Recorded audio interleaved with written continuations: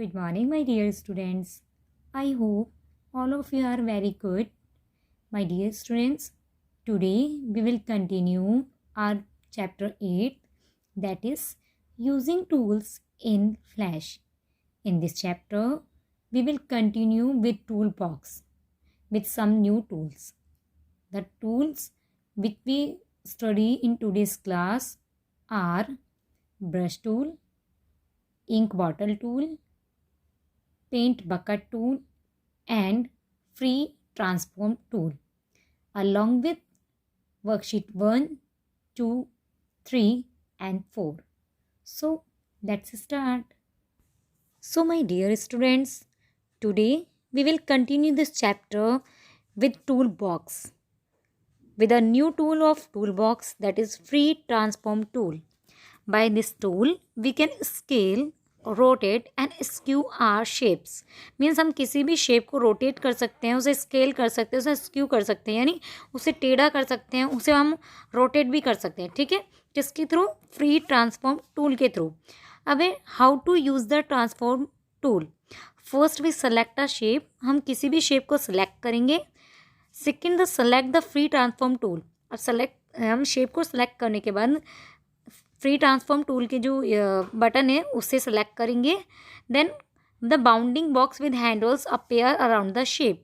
जो हमने shape select करी है उसके बाद हम फ्री ट्रांसफॉर्म टूल सेलेक्ट करेंगे. उसके बाद क्या होगा, जो हमारी शेप है उसके चारों तरफ हमें एक बाउंडिंग बॉक्स दिखेगा हैंडल्स के साथ. ठीक है, and then use the handles on the bounding box to click and drag to apply transformation.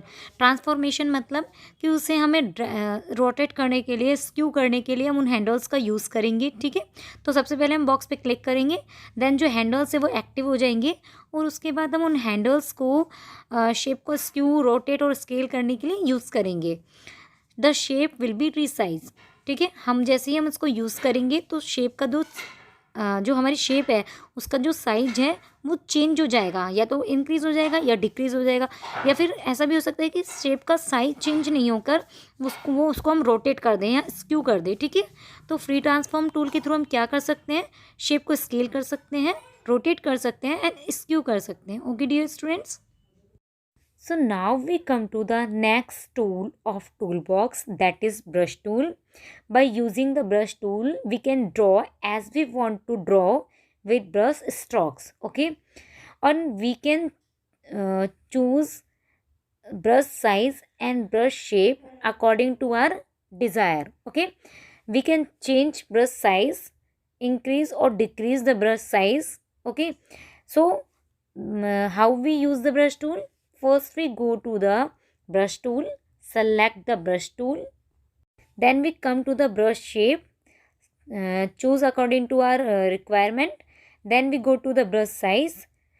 Here we can choose brush size and then drag the mouse to draw the shape. Okay, by using this we can make a shape. Now we come to the next tool of toolbox, that is ink bottle tool. Using the ink bottle tool we can select the stroke color and change the color, width and style of the lines drawn and outlines. Okay, so ink bottle के through हम किसी भी object के stroke colour को, उसके width को, उसकी जो आउटलाइंस है उसकी स्टाइल को, इन सबको क्या करते हैं, चेंज कर सकते हैं. अब कैसे चेंज करेंगे? First we go to the ink bottle tool, then we go to the property inspector. Here in property inspector यहाँ पे क्या दे रखता है, फ़ॉन्ट का साइज़ दे रखता है, फ़ॉन्ट का कलर होता है, स्ट्रोक की हाइट है, स्ट्रोक का कलर है, स्ट्रोक की स्टाइल है. ठीक है, ये सब चीज़ें प्रॉपर्टी इंस्पेक्टर में आती है. अब हम अपने अकॉर्डिंग उसको चेंज कर लेंगे. फर्स्ट हम क्या करेंगे, स्ट्रोक के कलर को देखेंगे. अगर वो फाइन है जो दिया हुआ है तो ठीक है, अगर हमको चेंज करना है तो स्ट्रोक के कलर पर जाएंगे, वहाँ चेंज करेंगे. देन हम जाएंगे स्ट्रोक की हाइट पर, उसकी थिकनेस को देखेंगे, उसे हमें इंक्रीज़ करना है, डिक्रीज़ करना है, या जो है उसे एज इट इज़ रहने देना है. फिर हम स्ट्रोक के स्टाइल को जाएंगे, उसके स्टाइल को चेंज करेंगे. ठीक है। फिर प्रॉपर्टी इंस्पेक्टर में जब हम ये तीनों काम और बाकी काम कर लेंगे, कंप्लीट हो जाएंगे, देन हम उस ऑब्जेक्ट पे जाएंगे जिसकी स्टॉक प्रॉपर्टी को हमें चेंज करना है। ठीक है, तो हमें बताएंगे कि इस वाले जो ये हमने प्रॉपर्टी चेंज की है वो हमें इस ऑब्जेक्ट की चेंज करनी है। देन हम क्या करेंगे, जो नया स्टॉक प्रॉपर्टी है, जब हम ऑब्जेक्ट को चूज़ कर लेंगे उसके बाद जो न्यू स्टॉक प्रॉपर्टीज़ है वो ऑटोमेटिकली अप्लाई कर हो जाएगी। ठीक है, तो इस तरीके से हम इंक बॉटल टूल का यूज़ करेंगे। So now we come to the next tool of toolbox, that is paint bucket tool. Using the paint bucket tool, we can select fill color and fill it in any closed shape or change the already filled area. तो ink bottle tool के through हम stroke colour को करते थे, जबकि paint bucket tool के through हम क्या करेंगे, फिल कलर को करेंगे। यानी किसी भी क्लोज शेप, मतलब कोई भी जो क्लोज शेप होगी उसके अंदर हम जब कलर फिल करना चाहेंगे या कि उसके कलर को चेंज करेंगे तो वो किसके थ्रू होगा, हाँ वो होगा पेंट बकेट टूल के through. So how we use the paint bucket tool? First we go to the paint bucket tool option and then select it. In second, we go to the color box, fill color box, and select the color which we want to fill in the object. And in third, we go to the object where we want to fill the color, select the object. Okay, after all, the selected color will be filled in the closed shape or the object where we want to fill our chosen color. Okay, so this is the use of paint bucket tool. So now we come to the worksheets of this chapter. Worksheet first, that is MCQ. First question is, in Flash, eraser tool is used to. Okay, so answer will be erase the partial or complete objects which we draw on this stage. Okay, देखो eraser का हमें पता है कि eraser हम बचपन से use करते आ रहे हैं। इरेज़र का मतलब क्या होता है, किसी भी चीज़ को इरेज़ करना। अब हमने कोई ऑब्जेक्ट बनाया तो उसको ज़रूरी नहीं है हमें कम्प्लीटली इरेज़ करना है, हमें पार्शियली भी हम उसको इरेज़ कर सकते हैं। ठीक है, तो हमें ये पता लग गया इरेज़र से ही कि इरेज़र किस लिए यूज़ होता है, पार्शियली या फिर कम्प्लीटली किसी ऑब्जेक्ट को इरेज़ करने के लिए। Second is, in flash property inspector is, answer will B lower portion of the interface which displays the properties of the selected object. ठीक है, तो प्रॉपर्टी इंस्पेक्टर क्या करते हैं, किसी भी ऑब्जेक्ट की प्रॉपर्टी बताता है, यानी उसकी फ़ॉन्ट टाइप, फ़ॉन्ट स्टाइल, उसकी विड्थ, इन सब चीज़ों के बारे में बताता है। Question third, in Flash line tool is used to, line tool किस लिए यूज़ होता है, answer will be draw straight lines. Question fourth, in Flash which tool is use to draw polygons, तो जो पॉलीगन्स यूज़ होते हैं वो किस में होते हैं, पॉलीस्टार टूल में। ठीक है, और रेक्टेंगल में क्या होते हैं, रेक्टेंगल में रेक्टेंगल और स्क्वायर होते हैं, पॉलीस्टार में पॉलीगन्स और स्टार ड्रॉ होते हैं। Okay, question fifth, in Flash group command is used to, answer will be group the objects so that they behave as a single identity. Okay, so now we come to the worksheet second, that is true and false. Question first, the blue square in the timeline is the playhead. Okay, answer will be false, क्योंकि blue square नहीं होता, वो होता है red square. Okay, second question is, the property inspector display the properties of the selected object. True, मैंने आपको बताया था प्रॉपर्टी इंस्पेक्टर में क्या होता है, किसी भी ऑब्जेक्ट की प्रॉपर्टी होती है। ठीक है, उसके बारे में बताया होता है, उसकी फॉन्ट स्टाइल, फॉन्ट टाइप, वो किस उसकी जो साइज है कितना है। ठीक है, इन सब के बारे में।